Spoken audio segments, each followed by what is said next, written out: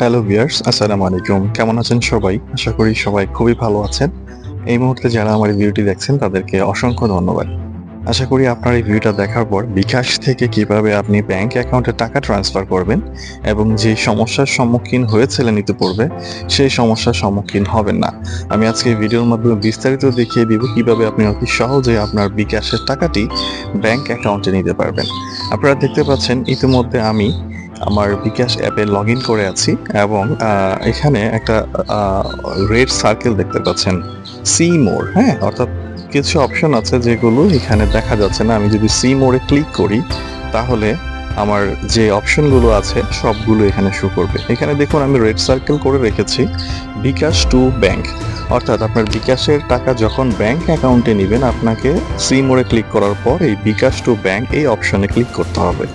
এই অপশনে ক্লিক করার পর আপনাকে একটা ইন্টারফেস দেখাবে যেখানে ব্যাংক অ্যাকাউন্ট এবং ভিসা ডেবিট কার্ড দুইটা অপশন আছে। তো আমরা ব্যাংক অ্যাকাউন্টে টাকা নিব, তো আমি চাইলে ভিসা ডেবিট কার্ডও নিতে পারবো। তো আপনি এখানে কিন্তু মাস্টার কার্ডে নিতে পারবেন না বা আদার্স যেই কার্ডগুলো আছে আমেরিকান এক্সপ্রেস বা ক্রেডিট কার্ড, এখানে শুধুমাত্র আপনি ভিসা ডেবিট কার্ডে টাকা নিতে পারবেন এবং ব্যাংক অ্যাকাউন্টে টাকা নিতে পারবেন। তো আমি আজকে এই ভিডিওর মাধ্যমে আমি ব্যাংক অ্যাকাউন্টে টাকা কিভাবে নিতে হয় সেটা যেহেতু দেখাচ্ছি, আমি রেড সার্কেল করা এই ব্যাংক অ্যাকাউন্টে ট্যাপ করলাম। ট্যাপ করার পর আমার এই অ্যাপের সাথে যতগুলো ব্যাংকের এগ্রিমেন্ট আছে, অর্থাৎ বিকাশ যেই ব্যাংকগুলোর সাথে এগ্রিমেন্ট করেছে সবগুলো ব্যাংকের লিস্ট আপনি এখানে দেখতে পাবেন।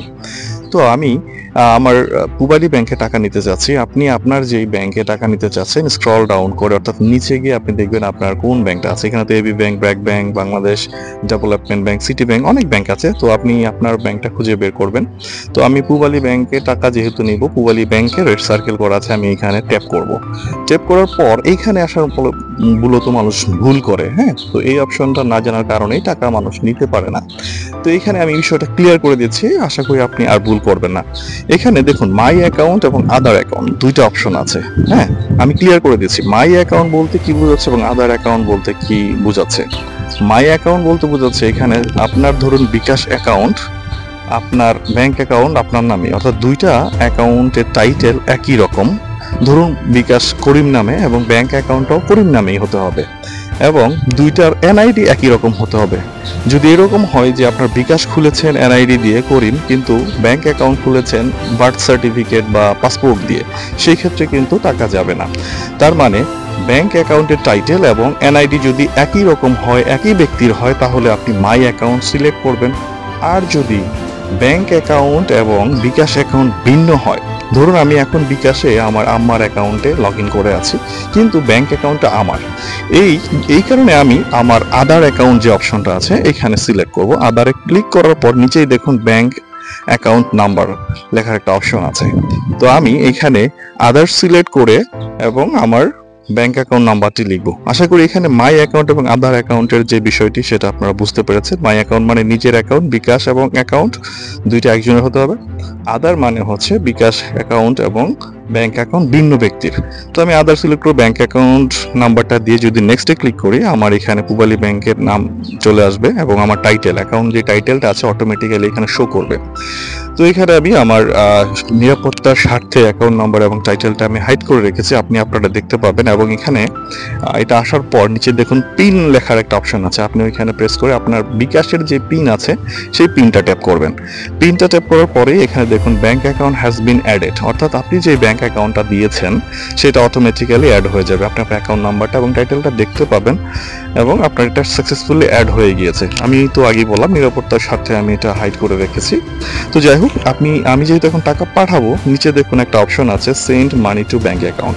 যদি আপনি এখনই টাকা পাঠাতে চান তাহলে আপনি সেন্ড মানি টু ব্যাংক অ্যাকাউন্টে ক্লিক করবেন। আর যদি চিন্তা করেন যে না আমি পরে টাকা পাঠাবো তাহলে আপনি ব্যাক টু হোমে ক্লিক করবেন। তো আমি যেহেতু এখনই টাকা পাঠাবো তো আমি সেন্ড মানি অপশনে ক্লিক করলাম। ক্লিক করার পর এখানে আমার ব্যাংক অ্যাকাউন্ট নাম্বারটা দেখাবে এবং কত টাকা পাঠাতে চাই সেটা দেখাবে। আমার অ্যাকাউন্টে কত টাকা আছে অর্থাৎ বিকাশে সেটাও এখানে শো করবে। তো আপনারা দেখতে পাচ্ছেন আমার বিকাশে এখন 13,121 টাকা আছে। তো আমি 10,000 টাকা টাইপ করলাম।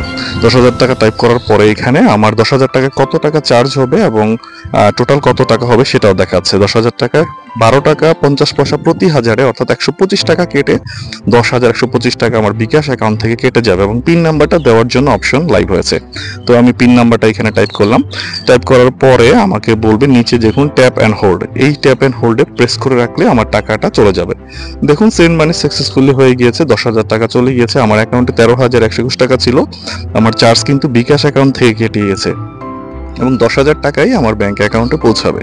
তো আমি আমার SMS লগে গিয়ে যদি দেখি, দেখুন অলরেডি বিকাশ ব্যাংক অ্যাকাউন্ট থেকে একটা মেসেজ দিয়েছে পূবালী ব্যাংক থেকে যে 10,000 টাকা বিকাশের একটা অ্যাকাউন্ট থেকে আমার এখানে ক্রেডিট হয়েছে। তো এখন যদি আমি আমার ইন্টারফেসে আবার দেখি বিকাশে লগ ইন করে যে আমার টাকা কত আছে, দেখুন 2,996 টাকা 64 পয়সা আছে, অর্থাৎ 125 টাকা বিকাশ থেকে চার্জ করেছে এবং 10,000 টাকা আমার ব্যাংক অ্যাকাউন্টে পৌঁছে গিয়েছে।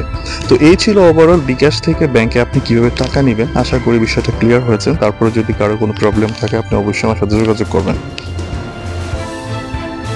এবং ব্যাংক রিলেটেড যে কোনো ইনফরমেশন পেতে রেজা দ্য ব্যাংকার ইউটিউব চ্যানেলটি সাবস্ক্রাইব করে রাখবেন। ধন্যবাদ। আসসালামু আলাইকুম রহমতুল্লাহ।